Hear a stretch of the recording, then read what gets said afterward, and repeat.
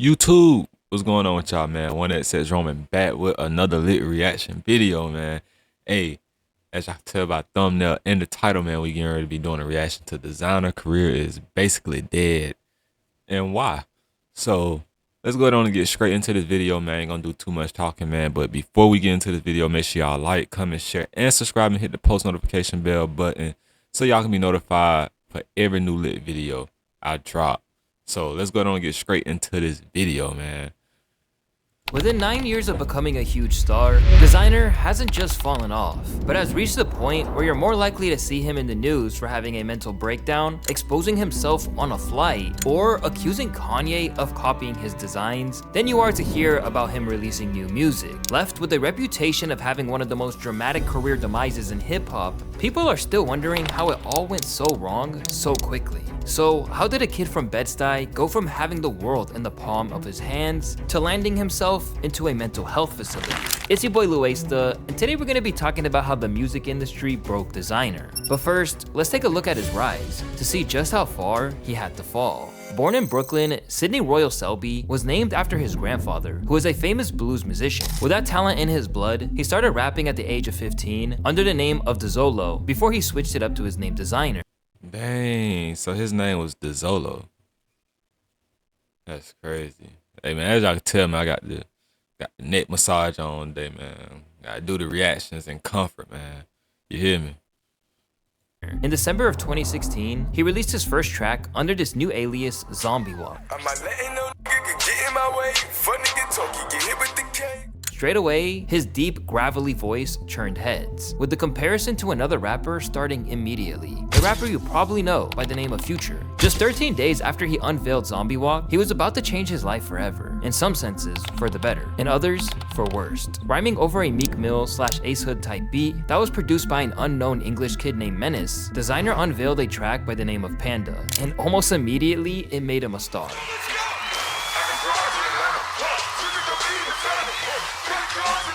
Just as it was tearing up the streets of New York, this song was also making its way into the halls of record companies who are always looking for the next big thing. Among those was Steven Victor of Good Music, who put the song into the orbit of Kanye West. With 11 record labels courting him, he decided to sign to Ye's Good Music and Def Jam in February of 2016, just 2 months after his song hit the airwaves. Later down the line, Desiigner revealed that he turned down securing bigger bags from other labels just to align himself with an influential artist like Kanye, whom he felt could take him to the next level. Did they offer the most amount of money, or was it just I want to rock with Kanye? It was just, yeah, it was definitely the seeing his movement. You feel what I'm saying? I ain't care that I ain't have all the money. I just wanted to make the best out of the movement. You think I'm saying?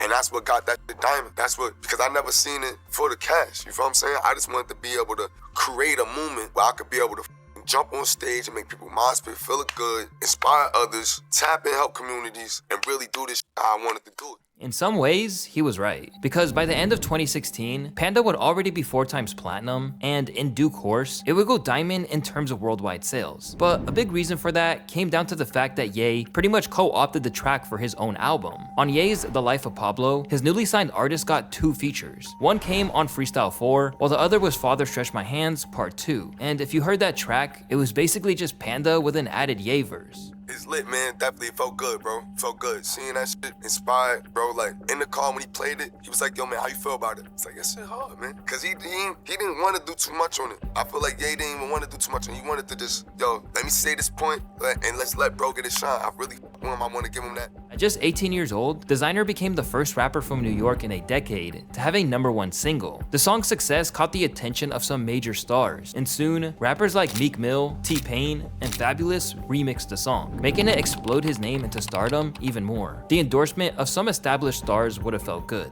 but maybe not as good as the life-changing windfall that the song would bring within a year of its release. Now, you bought the beat for Panda for $200, right?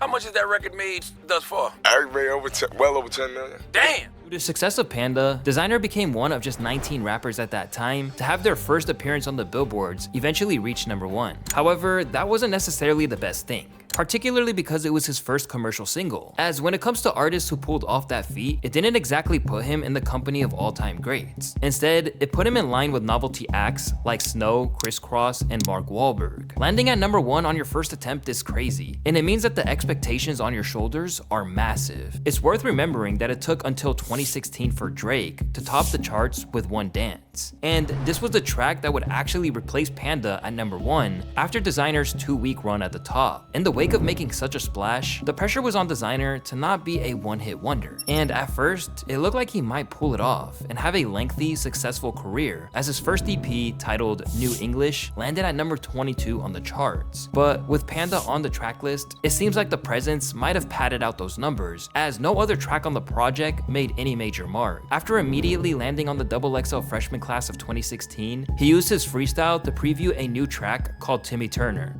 Timmy Turner, he been wishing for a burner. The key everybody walking. You know that it's on the finest for bitch beat. This song was everywhere when it came out, and alongside another track by the name of Outlet, it gave Desiigner 2 more appearances on the charts. With that, people thought he might really have something. But unfortunately, they were about to be his last examples of success within the music industry. Because even while he was at the peak of his powers, Designer's presence in the industry came at a price. Because even as he tried to carve out his own path, And that's crazy because I remember when that song was popping, like everybody was listening to it, like you knew who that nigga Desiigner was back in that time. his vocal style meant that he was in the shadow of another artist. From the moment Panda dropped, he was met by endless allegations that he was a Future clone. Although when you hear Desiigner speak, it seemed obvious that it was just how he sounded even without autotune, it didn't stop the endless comparisons from coming his way. It is what it is. People gonna try to compare me. It is what it is. It's day-to-day shit. But hey, listen, I know I am Desiigner. You know what I'm saying? That man, people know. I ain't got no diss on that man. They know my disrespect to him. Man, that man be God bless. Man, keep doing his thing. Hitting him up in charge. Man, that man keep doing his thing, but I'm Desiigner, baby. Even though Desiigner maintained that he was a fan of Future's music, this didn't prevent Future from throwing a bit of shade in Designer's direction. This happened when Future encountered a less than enthusiastic crowd in Designer's hometown of New York. Right side, y'all must be Desiigner fans or Sierra fans. Following this, Future's associates joined in. Desiigner faced criticism from artists signed to Future's Free Bands label, including Lil Donald and Doughboy. Lil Donald notably released a diss track titled F Panda, directly targeting Designer's hit song. Nigga ain't never been to Atlanta in his motherfucking life. Somebody got broads down here. He later went on to tweet, "F him, we FBG over this way." Warned by Donald that he couldn't come to Atlanta because they had guns for him down there, Desiigner was faced with hate from the moment he popped out. Yet at the same time, he did what most 18-year-olds who had suddenly achieved their wildest dreams would do. He used substances to cope with the pressure. Alongside being caught with drugs in the Lincoln Tunnel by the cops, he also threw up on stage mid-performance. Although Desiigner claimed that this was the result of no sleep and booking tons of shows. You get no sleep, bro, and you book probably 4 times a night, bro. Bro, I was on the road at that time, just stupid every night, bro. It was no sleep, you know what I mean? So soon, the dialogue around Desiigner would churn, or to be more exact, would stay fixated around his one hit. Whether it was him revealing that he didn't actually have broads in Atlanta, anywhere other than online, or the track being parodied by Kevin Hart in a kids film, everyone remained focused on his big hit rather than looking to what he had coming out. Still, his time in good music had really just began, and considering that he was only entering his 20s, he believed he could regroup and had major plans for the future. Now I got the time to calm down. I ain't doing the movies. I've been doing movies, no sleep, non-stop in the studio, making sure my album right, making sure I can stay here another 20 years. You know what I'm saying? But even though Desiigner wanted to have a decades-long career, the reality was that the industry and fans had other plans for him. For years on end, things were pretty quiet on the new music front from Desiigner. Despite seeing himself as a superstar, it seemed like the early confidence that Kanye had in him to drop music had declined. And within just a couple of years, he was struggling to get anything out at all. Without the outlets of music, Desiigner turned to social media to get his frustrations across, and over the years, Instagram would give way to some of his most infamous moments that either left fans confused or just concerned about his frame of mind. As he sat on the shelf, talk quickly turned to Designer's fall-off. Just over a year in the game, it seemed like he was already fighting against the kind of accusations that once they emerge, can be very hard to get rid of. Yo, for real, man, for all them haters out there, man, I don't want to hear all this shit. Designer fell off. Designer never fell nowhere. You know what I'm saying? I fell into a motherfucking mansion. I just bought in LA. You know what I'm saying? Obviously, you see only a couple records. I bought a fucking mansion. It's not about the money. It's not. I just want people to be noticed, man. You feel me? It's like, just notice, like, it's greatness really here. This ain't no bullshit. I'm up every night working. This ain't a joke. Kanye ain't signing bullshit. Back then, Desiigner used Ye's cosign as a sign of the greatness that he had to offer to the game. After all, when he signed him around the Life of Pablo era, West was still universally respected. But by 2019, he was one of many people who'd grown tired of Kanye's antics and basically implied that he wasn't getting the help he desired. Nobody that's doing this shit for me. I signed to Kanye West, the biggest that niggas go in the world. Y'all niggas think he's the genius. I niggas think all that nigga shit. Well, the me nigga, that nigga's crazy.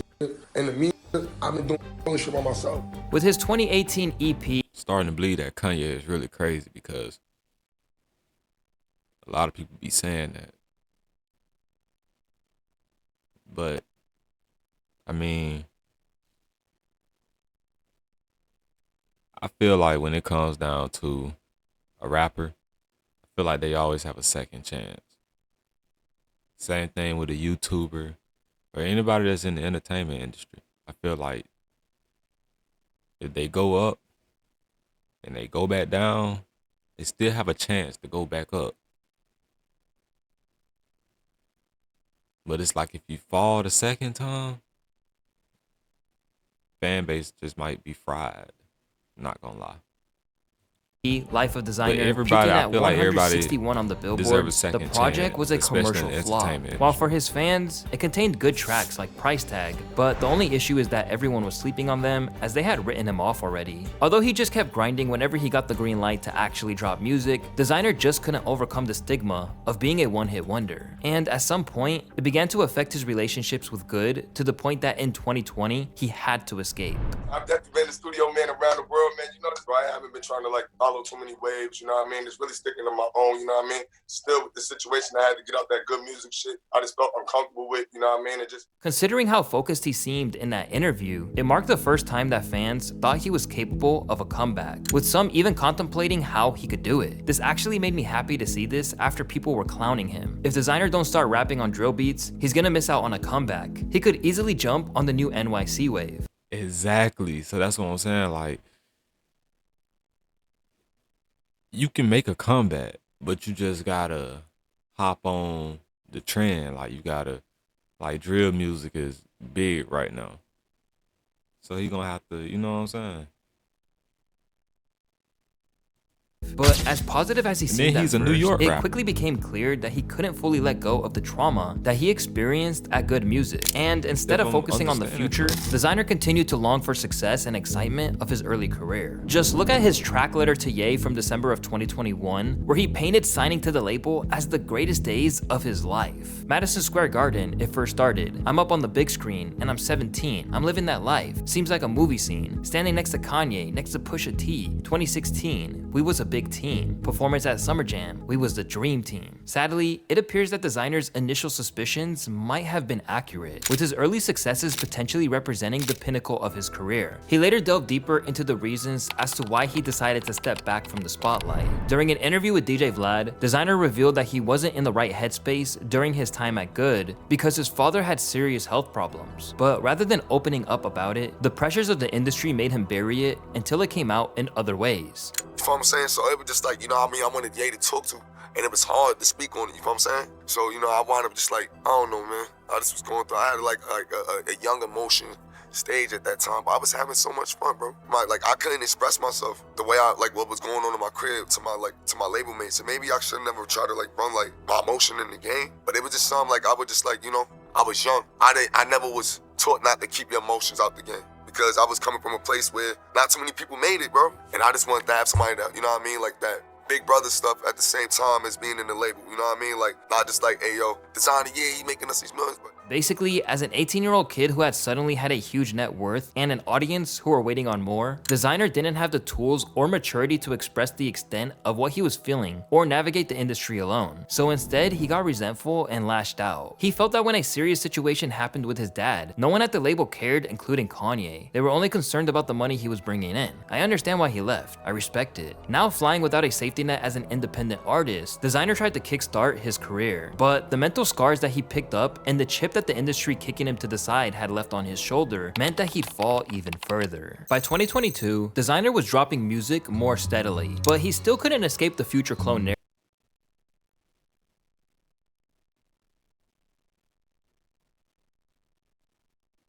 That's crazy. So the industry didn't give a damn about the family issues he had going on. The only thing they cared about was the money that he was bringing in. That's messed up. I'm not gonna lie. Y'all let me know how y'all feel about that in the comment section. What would y'all do in that situation? In the comment. Despite everything, it seemed like listeners had broadly moved on. Even though the tracks he dropped still average around 1 million views on YouTube, and he has around 4 million monthly listeners on Spotify to this day, he still can't overcome what he achieved in the past. And in recent years, it seems like this uphill battle is taking a toll on his mental state. This was made clear when he emotionally quit rap after the loss of Takeoff. This version of me is done. It's done. Y'all wanted it, it's over. Y'all wanted it, it's over. I can't hold the tea, I can't go Quay, I can't go Offset, I can't go none of these. I can't live like this no more. Although he was torn apart by the loss of Takeoff, it seems like this was just the final straw for Desiigner. Left struggling to make people listen for years, the trauma had all come to a head, but still, he walked back the claims that he'd be quitting the industry as music was his therapy. But this wasn't the only sign of that frustration. Just a few months before Take's death, Desiigner hopped on Instagram, where he was known to act chaotically, to complain that he couldn't score a feature from ESTG. Artists try to charge me 75,000 ESTG, bro. Yo, you're garbage. You is hot garbage. You can't perform like me. You can't never make a song like anybody in New York City. You're trash, bro. You're trash. You know what you are? That's what I'm doing right now. Shitty. You feel me? Stop playing with me. For real, for real. Y'all ain't never saw what I saw. That's on my mother. Still trap your little gold records. Kid, all them chains on your neck, boy. For real. Cause you a slave to the game. Coming off like a bitter veteran, Desiigner backpedaled by the end of the clip, called a truce in a way that made it clear that he wasn't really in the right headspace. Hey, yo, my boy, man. I'm Kizzy, man. Let's leave this shit, you know what I mean? Let's keep this shit hip-hop, man. Real. Let's leave this shit up to the fans, man. Think about dropping on the same date. Let's drop on the same day. Go viral.